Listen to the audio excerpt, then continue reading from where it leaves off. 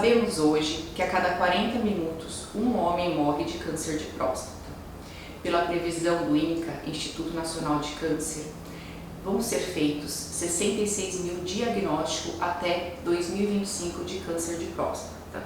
Tema esse que a gente trouxe o Dr. Ricardo Vita para conversar com a gente.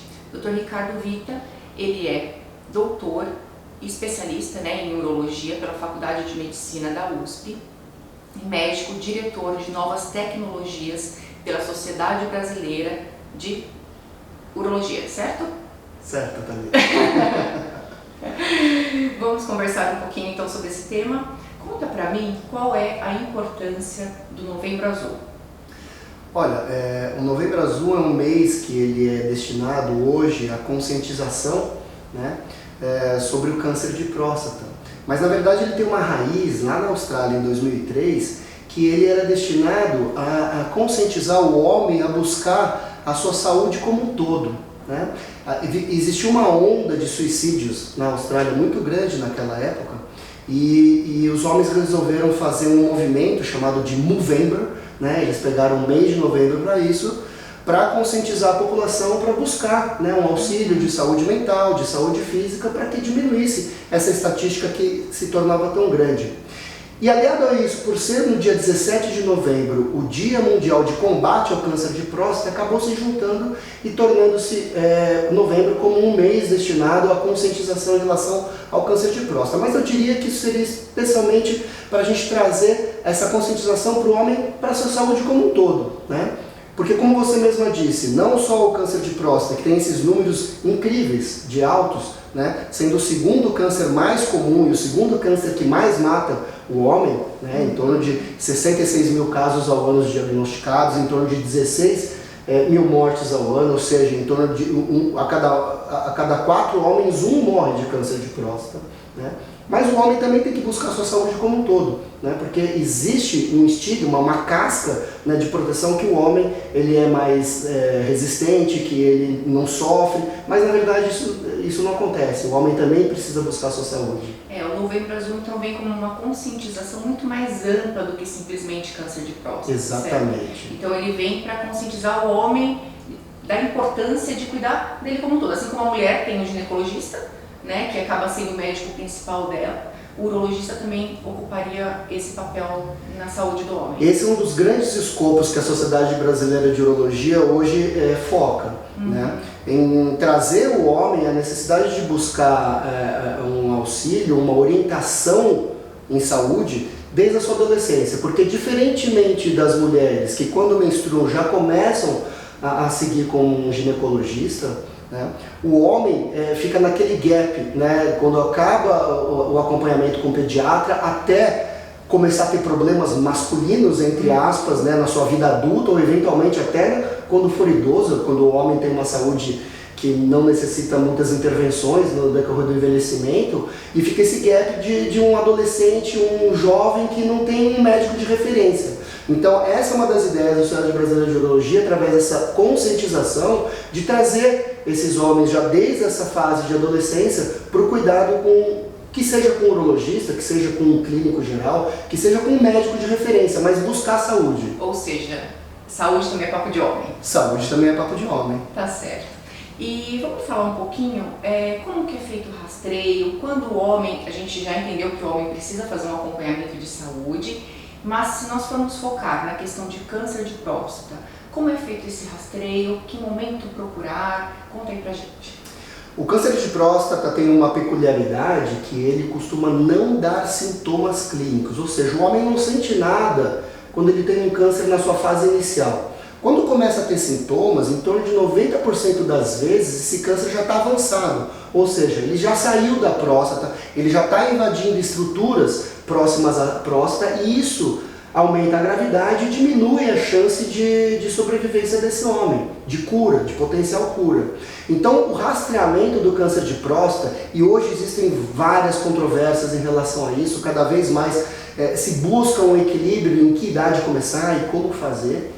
Mas o que existe hoje, aprovado pela Sociedade Brasileira de Urologia, é que todo homem a partir de 50 anos de idade, ele deve buscar um urologista para fazer esse rastreamento, através de um exame sanguíneo, que é uma enzima produzida pela próstata, o PSA, e através do exame digital retal, que é o famigerado, né, toque retal, que não machuca, não tira a virilidade, masculinidade do homem, é um exame diagnóstico também. Esses dois exames conjuntamente podem levantar uma suspeição de câncer de próstata, e a partir disso você vai aprofundar a investigação com biópsia, eventualmente uma ressonância magnética antes, são coisas que vêm surgindo. Vou só enfatizar uma fala sua, então PSA, que é o exame da enzima do sangue, junto com toque retal, ou seja, os dois se complementam, certo? Um não substitui o outro, que é uma dúvida que vários pacientes têm. Não substitui, porque eventualmente você tem um volume tumoral que ainda não é sensível no toque, mas já tem alteração do PSA.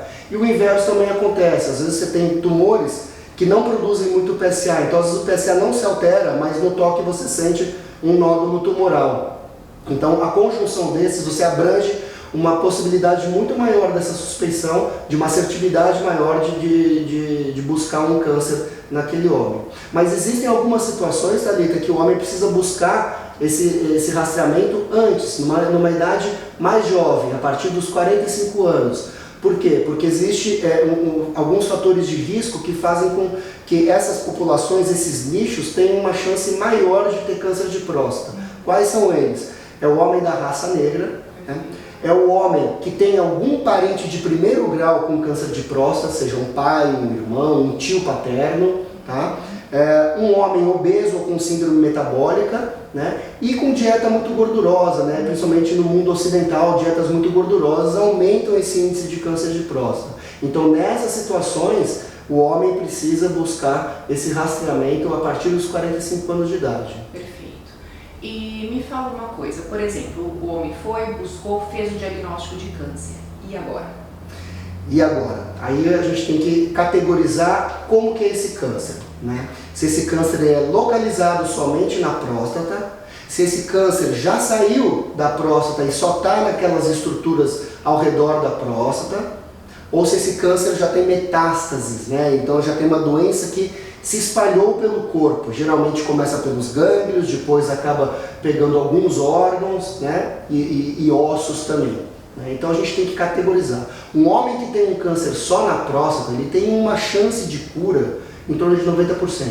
E é aí que entra a importância dessa conscientização, porque essa conscientização leva o homem a buscar essa saúde, né? Investigar a sua saúde, e ele faz um diagnóstico precoce, ou seja, a doença numa fase inicial que ela ainda é potencialmente curável, né? Então, em torno de 90% desses homens têm chance de cura do câncer de próstata nessa fase inicial, onde o câncer é localizado dentro dessa glândula. Então, câncer de próstata tem cura? Tem cura. Isso está relacionado ao tempo de evolução de doença? Exatamente. Tipo, se você tem uma doença inicial, você tem uma chance de cura em torno de 90%.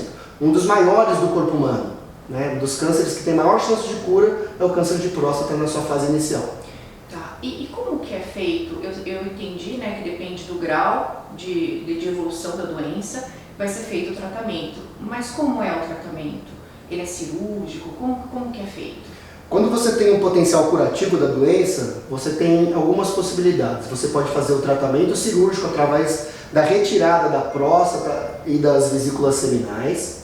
Você pode fazer uma radioterapia da próstata, você pode fazer um ultrassom de alta intensidade, que hoje vem sendo utilizado para alguns casos. Tá?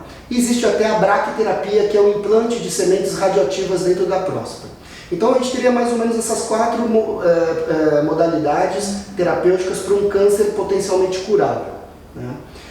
Para os cânceres que já são avançados, ou que já saíram da próstata localmente, ou que já estão à distância, as metástases, aí você tem que abrir mão de outras terapias, né? Radioterapias em outros locais, como nos ossos, por exemplo, e quimioterapias, que podem ser pela veia, endovenosas, ou podem ser até orais em algumas situações que a gente já tem algumas medicações disponíveis na prática clínica também.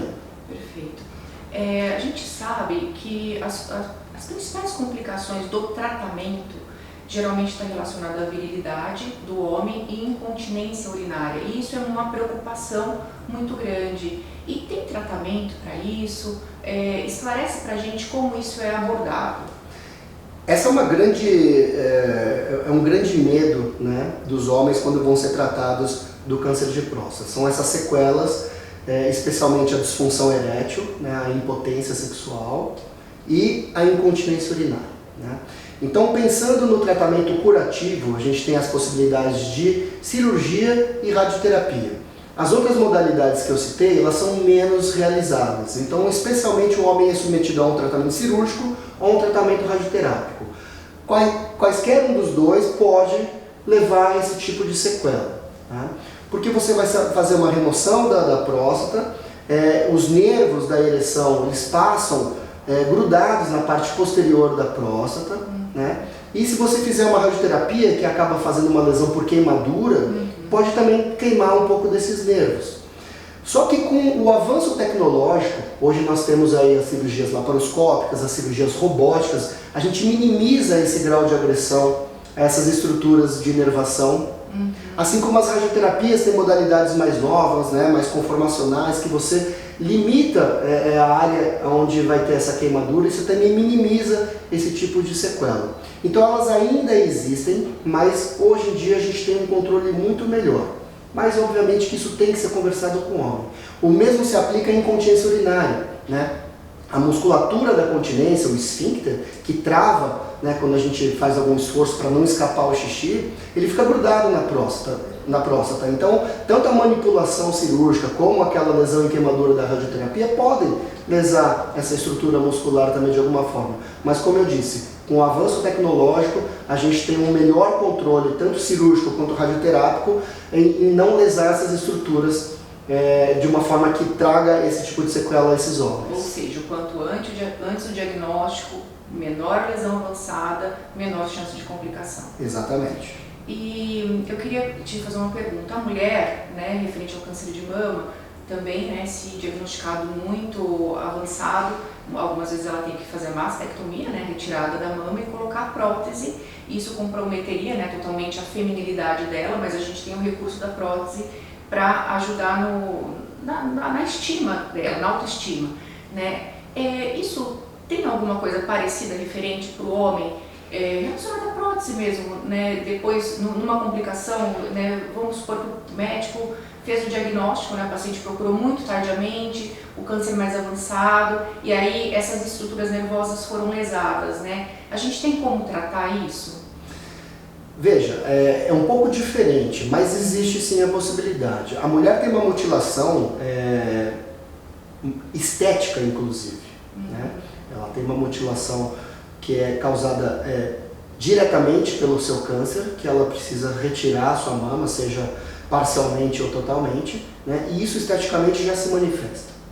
No homem, a disfunção erétil, a impotência sexual ou a incontinência urinária seriam uma sequela da retirada do órgão alvo, né? O órgão doente, que seria a próstata. Seria uma sequela decorrente, que não é estético, mas é funcional, né? Então o homem vai perder e tal. Essa relação de o câncer mais avançado vai dar mais impotência não é tão linear assim, tá? Então às vezes você tem um câncer localizado, né? Mas às vezes é um homem que já tem uma reserva funcional menor, tanto muscular quanto de ereção, né? E essa pequena manipulação já vai causar nele uma disfunção erétil e ele fica totalmente curado do seu câncer, mas ele fica com a sequela. E às vezes um homem com uma doença até um pouco mais agressiva, mas às vezes um pouco mais jovem, com uma reserva melhor, ou sem comorbidades, ele pode ter um tratamento curativo e ficar sem sequela nenhuma. Mas caso haja alguma dessas duas sequelas, nas duas oportunidades a gente tem alternativas para tratamento, né? Antes da gente chegar em prótese peniana por uma disfunção erétil, a gente tem as medicações orais que hoje acabam suprindo uma boa parte desses homens, né, com um pouco de impotência sexual. Quando a lesão é mais grave, esse homem tem uma impotência praticamente total que responde mal ao tratamento medicamentoso, a gente pode abrir mão de uma prótese peniana, seja ela maleável, seja ela inflável, existem opções de tratamento. Assim como para a incontinência urinária.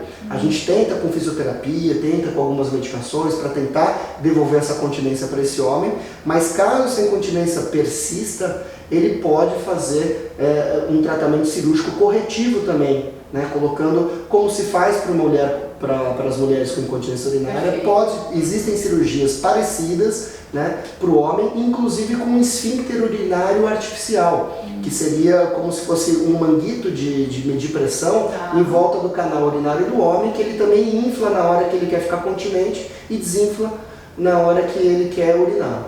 Perfeito. Eu sou clínica, tenho meus pacientes de consultório. Em que momento, eu como clínica, fazendo o rastreio desse paciente para ajudar o urologista, certo? Eu vou encaminhar meu paciente para o urologista. Eu vou usar esse mesmo racional referente à idade que você passou para a gente? Tem algum sinal clínico que deva me chamar a atenção para lançar mão desses exames diagnósticos antes? Eu entendi dos fatores de risco. O que você me aconselha como clínico para me ajudar a te ajudar, entendeu? A encaminhar o paciente para você com meio caminho andado, vamos falar assim.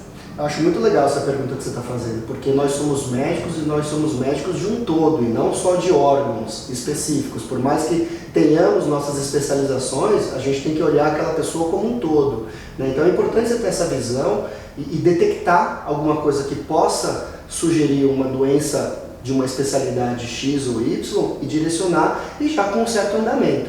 Então, como eu disse, geralmente o câncer de próstata não dá nenhum tipo de sintoma, mas se ele der, já denota uma doença avançada. Mas a gente nunca vai saber se esse sintoma é de câncer ou não antes de fazer toda a investigação. Então o homem que apresente, independentemente da sua idade, qualquer sintoma urinário, alteração do seu padrão miccional, dor, sangramento, alguma coisa, ele precisa ser investigado imediatamente. Tenha ele 30 anos, tenha ele 80 anos. Né? Agora, caso o homem não tenha nenhuma queixa direcionada a essa parte geniturinária, eu acho que a partir dos 50 anos ele já pode ser investigado a partir de um exame sanguíneo, o PSA total e o PSA livre, que já dá uma pista cognitiva para a gente se uma alteração dessa enzima ela pode ser mais benigna ou mais maligna, né? E direcionado a um especialista. Perfeito. O que você espera de um hospital quando você traz os seus pacientes para operar? Por exemplo, você tem um paciente com câncer de próstata, o que você procura no hospital? Eu procuro a excelência do atendimento em toda a jornada do paciente. Desde o momento que a gente faz um agendamento para esse paciente, o hospital entra em contato, o acolhe, já explica para ele como que vai ser a sua internação. Desde a sua recepção, como ele é recebido, porque o paciente está com uma doença, ele está com uma angústia, em todo o seu entorno familiar ou do seu círculo social também estão sofrendo com isso. Então o paciente se sentir seguro num ambiente hospitalar potencializa o seu cuidado, né? O seu cuidado vai ser melhor recebido, vai ser melhor, ter uma aderência melhor, uma adesão melhor a esse tratamento. O paciente se sente mais confortável, ele acaba tendo resultados até melhores, né? O engajamento do paciente a um tratamento é o melhor esquema para a saúde global de um sistema como um todo. Perfeito. Aqui no Blank você encontra isso? Sem dúvida. Desde que eu comecei a vir para cá, me surpreendeu muito positivamente, né? Toda essa humanização que é realizada para todo o complexo, não só para o paciente, para o médico e para todos os prestadores de serviço aqui. Eu acho que o Blank consegue conjugar isso de uma forma que deixa todo mundo confortável, né? Porque não adianta só o médico se sentir bem, né? O paciente precisa se sentir bem e o oposto também. Não adianta só o paciente, o médico ter sempre que ficar batalhando para conseguir as suas coisas, para sair uma cirurgia, para sair uma internação. Tem que estar todo mundo sendo tratado de uma forma homogênea, e isso acontece aqui. Perfeito. Ricardo, quero agradecer o seu tempo, disponibilidade, por ter dividido o seu conhecimento com a gente, foi extremamente esclarecedor. Eu te agradeço, Thalita, agradeço ao Blank e a todos que nos ouviram também. Finalizamos mais um Blank Science, nos vemos em breve.